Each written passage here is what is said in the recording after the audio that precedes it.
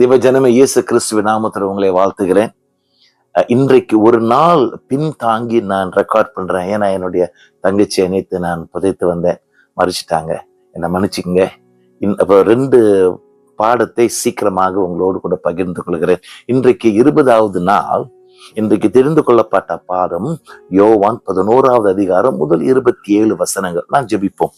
என் ஆண்டவராகிய கர்த்தர், நீர் ஒருவரே வாழ்க்கையின் அர்த்தத்தை எங்களுக்கு கொடுத்து ஒவ்வொரு நாளும் அர்த்தத்தோடு வாழ கிருபை செய்கிற தேவனாய் இருக்கனால இன்றைக்கும் இந்த பாடத்தை நாங்கள் கற்றுக்கொள்ள கிருபை தாரும். இயேசுவின் நாமத்தில் ஜெபிக்கிறோம் தகப்பனே. அப்போஸ்தலர் யோவான் 11வது அதிகாரத்தை தொடங்கும் பொழுது அருமையான ஒரு குடும்பம், அந்த குடும்பத்துல ஒரு சிறு குடும்பம், அந்த சிறு குடும்பத்தோடு கூட இயேசு மிகவும் அழகாக, மிகவும் இனிமையாக ஐக்கியம் கொள்கிற ஒரு கதையை வர்ணித்து கொடுக்கிறார். இந்த கதை நம்ம எல்லாருக்கும் தெரியும். மார்த்தா, மேரி, லாசரஸ். கர்த்தருக்கு ஸ்தோத்திரம். இந்த கதையில 3 படிகளான அர்த்தத்தை உங்களோடு கூட பகிர்ந்து கொள்ள ஆசைக்கிறேன். 1வது, இயேசு கண்ணீர் விட்டார். சில இந்த உண்மையான கருத்தை நாம் அறிந்து கொள்ள வேண்டும். இயேசு கிறிஸ்து பூலோகத்துல இருந்த நேரத்துல அவர் முழுமையாக தேவனாகவும் முழுமையாக மனிதனாகவும் இருந்தார். அது உண்மை. கர்த்தருக்கு ஸ்தோத்திரம். இப்ப என்ன நடக்கும்னா, சில வேளைகள்ல நாம் எதிர்ப்புகளும் சந்தேகங்களும் சோதனைகளும் சந்திக்கிற நேரத்துல இயேசு கிறிஸ்து முழுமையான தேவன், முழுமையான மனிதன் என்ற பக்குவத்தை மறந்துவிட்டு அவர் முழுமையான தேவன் மட்டுமே என்று அறிந்து நாம் சில தவறான கருத்துக்களை வைத்துக் கொள்ளலாம். அவர் முழுமையான தேவனா இருக்கனாலதான் சாத்தானுடைய சோதனையை ஜெயித்தார்.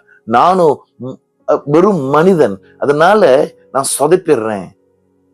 அவர் தேவனா இருக்கனால 40 நாள் 400 நாட்கள் அவர் உபவாசமா இருக்கலாம், முடியலையே எனக்கு. அவர் தேவனா இருக்கிறதுனால என்னுடைய உணர்வுகள், என்னுடைய பிரச்சனைகள், என்னுடைய பாரங்கள் அவருக்கு அறிய முடியாது என்று சொல்லி ஒரு தவறான கருத்துக்குள் நாம் வந்து விடலாம். அறிந்து கொள்ள வேண்டிய ஒரு காரியம், கர்த்தர், மறுபடியும் சொல்லுகிறேன், இயேசு கிறிஸ்து முழுமையான தேவனாய் முழுமையான மனிதனாய் பூலோகத்துல இருந்தவர். இப்ப அந்த காரியத்தை நாம் அறிந்து கொள்ள வேண்டும். என்ன? முழுமையான மனிதனுடைய பக்குவம் அவரோடு கூட இருந்தது. அவர் அழுதார், கண்ணீர் விட்டார். 2வது, யோவான் ஸ்நானகன் மரித்த நேரத்துல அந்த மரணத்தை குறித்து துக்கித்தார். 3வது, தாகமா இருந்தேன் என்று சொன்னார். புறக்கணிக்கப்பட்டார். கெத்செமனே தோட்டத்துல சிலுவையில தொங்கி கொண்டிருந்த தனிமையை அனுபவித்தார். இயேசு கிறிஸ்து நம்மை போல முழு மனிதனாய் இருந்தனால உண்மையாகவே நம்முடைய ஒவ்வொரு அனுதின வாழ்க்கையில் நாம் சந்திக்கும் எல்லா சவால்களையும் சோதனைகளையும் பிரச்சனைகளையும் முழுமையாக அறிந்து மிகவும் அருமையாக தன்னுடைய கிருபை நிமித்தம் உன்னையும் என்னையும் வழி நடத்த முடியும். அவரை நம்பு. இதுல ஒரு காரியம் உங்களோடு கூட சொல்லிவிட்டு அடுத்ததுக்கு செல்லுகிறேன். இயேசு கிறிஸ்து அந்த குடும்பத்தின் தலைச்சும் பிள்ளை. மரியாள் ரொம்ப அந்த பிள்ளைகள்லாம், மற்ற பிள்ளைகளை பெற்ற பிறகு புருஷன் இறந்து போகிறார். விதவை என்ற ஒரு சூழ்நிலைக்குள் வருகிறார். கர்த்தருக்கு ஸ்தோத்திரம். விதவைகளை வேற மாதிரி பார்ப்பாங்க. ஆனா நமக்கு ஞாபகம் இருக்கணும், மரியாள் பிள்ளை தரித்த நேரத்துல பரிசுத்த ஆவியானவர் கற்பம் தரிக்க வைத்தார். ஆனா சமுதாயம் என்ன சொன்னது தெரியுமா?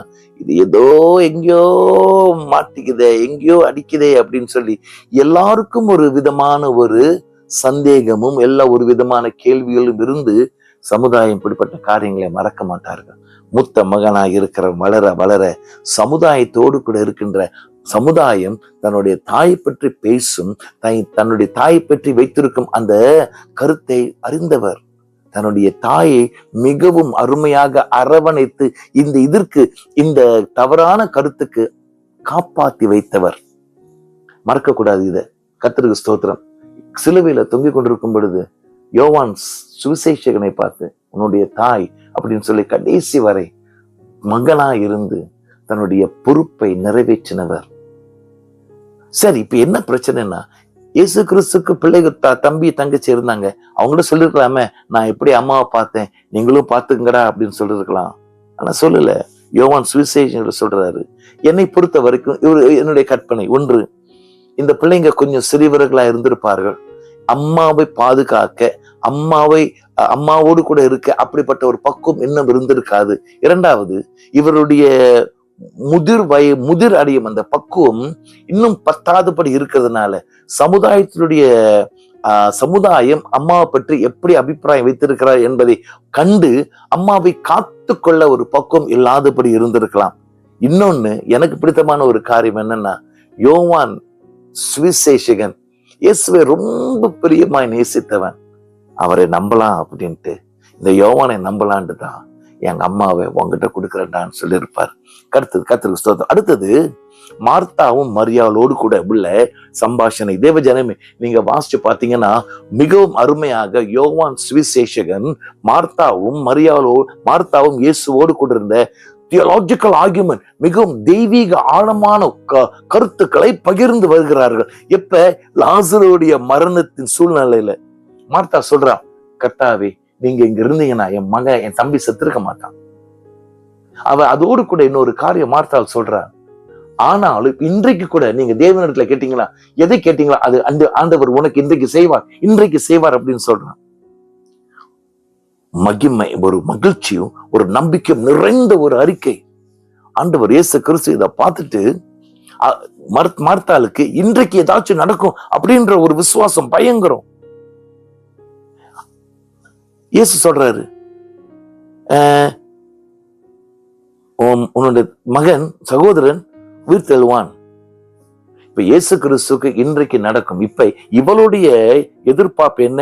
இன்றைக்கு நீங்க பிதாவரத்துல கேட்டீங்கன்னா நீங்க கேட்கறது ஏதோ அது செய்வார், இன்றைக்கு செய்வார் அப்படின்னா, இயேசு கிறிஸ்து அந்த லெவல்லயே சொல்றாரு, உன் சகோதரன் எழும்புவார். சரியா? இப்ப நீங்க பாத்தீங்கன்னா அடுத்த காரியம், இதை கேட்ட உடனே மார்த்தாளுடைய வார்த்தை மாறுது, அவருடைய மனப்பக்குவம் மாறுது. அது அவருடைய மனதுல உள்ள உண்மையான பக்குவமா தெரியல. நான் சொல்றேன், என்ன சொல்றா, எனக்கு தெரியும் உயிர்த்தெழுதல் கடைசி நாட்களில் வரும் உயிர்த்தெழுதலில் என்னுடைய சகோதரன் எழும்புவார். இப்பதான் அவ சொன்னா, இன்னைக்கு நீங்க எதை கேட்டாலும் ஆண்டவர் செய்வார். இயேசு சொல்றாரு, உன்னுடைய சகோதரன் எழும்புவான். அவர் எதை சொல்லல, இன்னைக்கு எழும்புவான்னு சொல்லல, எழும்புவான்னு சொல்றாரு. யூதர்களுக்கு இந்த நம்பிக்கை என்ன? கடைசி நாட்கள் சதுசேயர்களை தவிர மற்ற எல்லாரும் ஒரு உயிர்த்தெழுதல் உண்டு, அங்கு எல்லாரும் மரித்தவர்கள் உயிர்த்தெழுவார்கள். இந்த நேரத்துல இயேசு கிறிஸ்துவுக்கு இந்த பிள்ளைக்கு சரியான காரியத்தை கட்டுக் கொடுக்கும். அட்லீஸ்ட் ஒரு மண்டையில பாட்டு ஒரே நொட்டு ஒரு கொட்டணும் அப்படின்ட்டு தன்னுடைய, நீங்க அதை வாசிச்சு பாத்தீங்கன்னா இயேசு கிறிஸ்துடைய பேச்சு கொஞ்சம் மாறி இருக்கும். நானே உயிர்த்தெழுதலும் ஜீவனமா இருக்கிறேன், என்னை விசுவாசிக்கிறவன் மரித்தாலும் உயிரோடு கூட இருப்பான். Praise God. ரொம்ப தைரியமா, ரொம்ப உருக்கமா, ரொம்ப அழுத்தி சொல்லுகிறவரா இருக்கிறாரு. இப்ப மார்த்தாவை நீங்க பாத்தீங்கன்னா அவ என்ன சொல்றமா, ஆமா நீங்க தான் கிறிஸ்து, நீங்க தேவனுடைய குமாரன், இந்த உலகத்துக்கு வருகிற குமாரன் அப்படின்னு சொல்லிட்டு இயேசு சொல்லுகிற மறுமொழி கொடுக்கறதுக்குள்ள இடத்தை விட்டு ஓடிட்டா. அந்த அருமையான ஒரு சம்பாஷணை நின்று போச்சு. எங்க ஓடன தெரியுமா? சகோதரி கிட்ட ஓடி போய், டீச்சர் நம்முடைய போதகர் வந்திருக்கிறாருன்னு சொல்றான். இப்ப என்ன நடக்குதுன்னா, மார்த்தாள் இயேசு சொன்னதை விசுவாசித்தாளா, இல்ல இந்த வார்த்தைக்கு இதுதான் கவர் பண்ணணும், இனிமேல் நீங்க பேசாதீங்க அப்படின்னு சொன்னாலா? அவ சொன்ன வார்த்தைக்கு நம்பிக்கை வைத்திருந்தாளா? கர்த்தருக்கு ஸ்தோத்திரம்.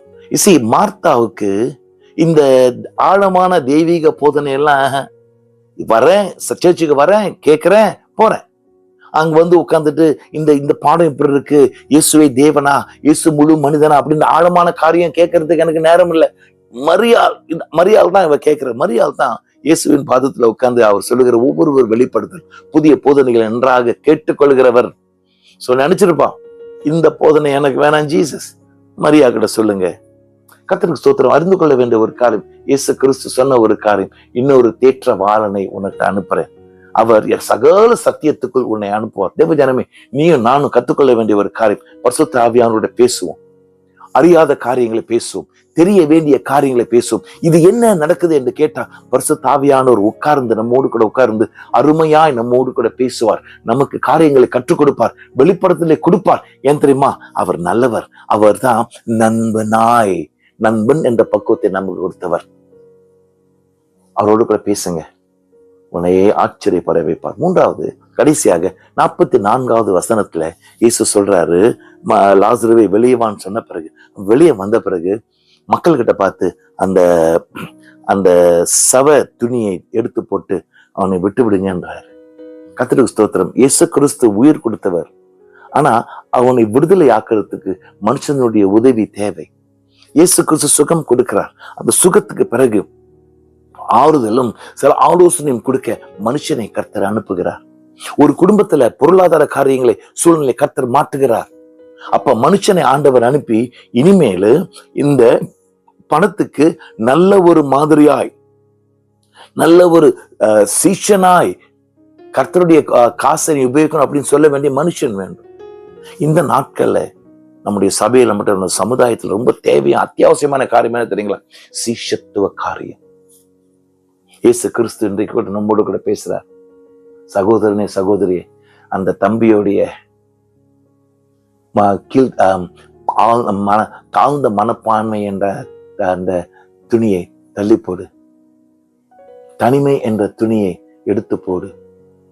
அந்த மனுஷனோடு கூட இருக்கிற அந்த பாவ கட்டுகளை உடைச்சிட்டேன், இப்ப அவனுக்கு ஆலோசனை கொடுக்க அந்த துணியை தூக்கி போடு அப்படின்னு கர்த்தர் உன்னோடு கூட பேசுறார். இன்னைக்கு கூட பேசுகிறார்.